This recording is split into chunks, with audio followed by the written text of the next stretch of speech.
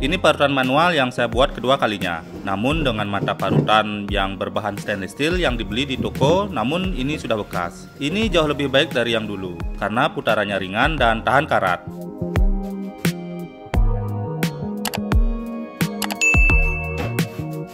Dan ini adalah parutan manual pertama yang saya buat, namun telah diberi dinamo sebagai pemutarnya. Hingga ini dapat dikatakan sebagai mesin parutan listrik.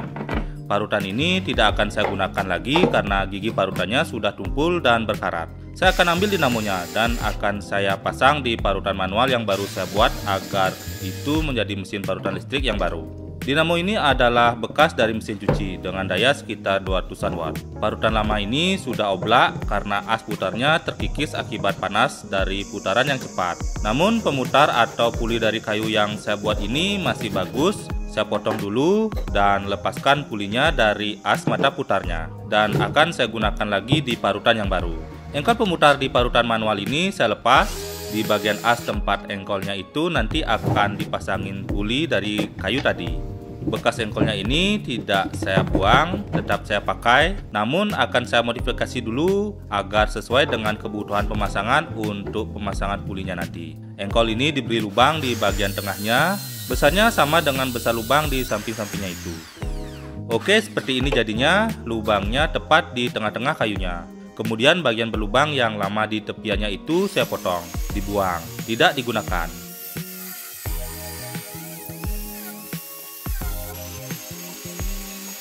Tangkai pemutarnya juga dipotong, itu tidak saya pakai. Seperti ini jadinya, karena ini tidak rata akan saya ratakan dahulu agar nanti saat pemasangan presisi, dihaluskan dan dirapikan.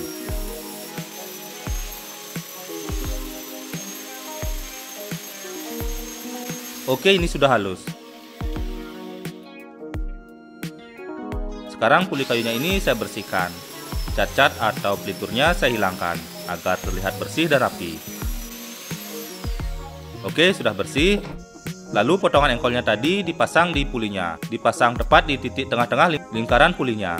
Penempelannya saya gunakan lem agar mempermudah pemasangan di titik tengah di as pulinya. Peletakannya saya senter dengan mata, dipastikan lubangnya berada di tengah-tengah lingkaran pulinya.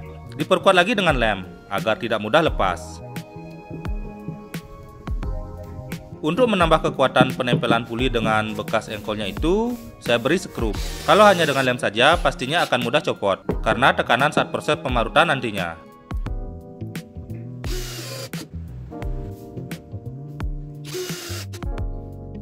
Dipaku dengan 4 skrup. Ini pastinya tak akan mudah lepas. Di samping lubang engkolnya itu dibor dengan mata bor kecil. Ini untuk pemasangan skrup penahan nantinya. Oke, ini pulinya sudah jadi. Sudah selesai dibuat. Saatnya dipasang di tangkai as gigi parutannya. Lubang engkolnya saya buat agak keret dengan tuas besi asnya. Berarti pulinya ini dapat mencengkram di tuas as gigi parutannya. Ini sudah terpasang dengan bagus. Putaran pulinya juga tidak begitu goyang. Agar pulinya ini tidak loss atau slip dengan poros asnya, saat proses memarut, di engkolnya ditancapkan skrup hingga menusuk besi as gigi parutannya. Oke, sekarang saya buat dudukan dinamonya untuk pemasangan dinamo.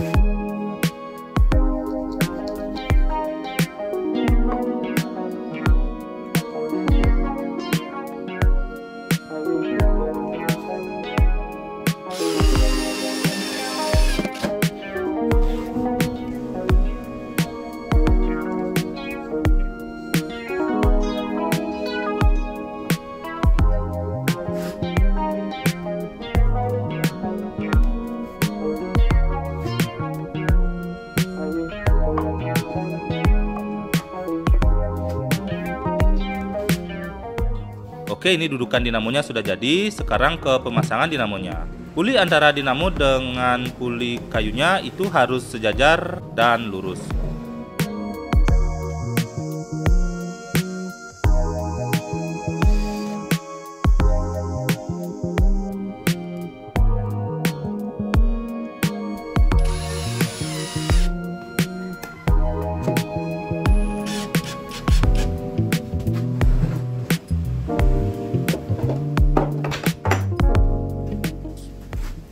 Lalu saya pasang V-belnya. V-belnya sengaja saya buat agak kendor agar loss energi pada dinamonya tidak begitu besar. Juga manfaat lain agar saat gigi parutannya macet, motornya atau dinamonya dapat terus berputar karena slip V-belnya. Jadi motornya tidak cepat rusak. Oke, mesin parutannya ini sudah jadi, sekarang saya coba. Mesin ini sangat saya dan keluarga butuhkan untuk membantu mempermudah masak-memasak di rumah. Paling sering kita gunakan untuk memarut kelapa dan singkong. Saya akan coba untuk memarut kelapa ini. Kelapa yang tidak begitu tua. Saya gunakan kertas minyak untuk tatakan hasil parutannya, karena memang ini tidak dilengkapi dengan penampung hasil parutan. Oke, ini mesinnya kurang tombol on off, mungkin nanti akan saya pasangkan.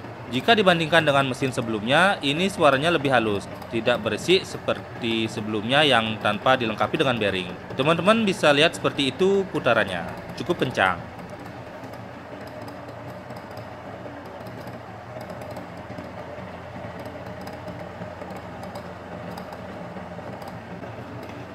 Saya mulai memarut kelapanya.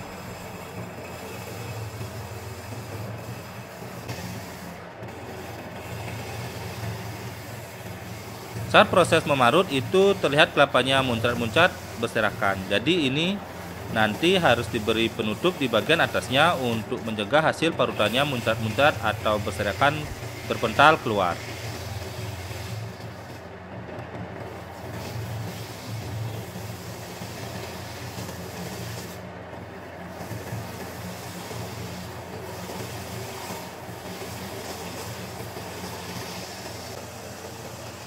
Oke teman-teman, seperti itu hasil kreasi saya kali ini.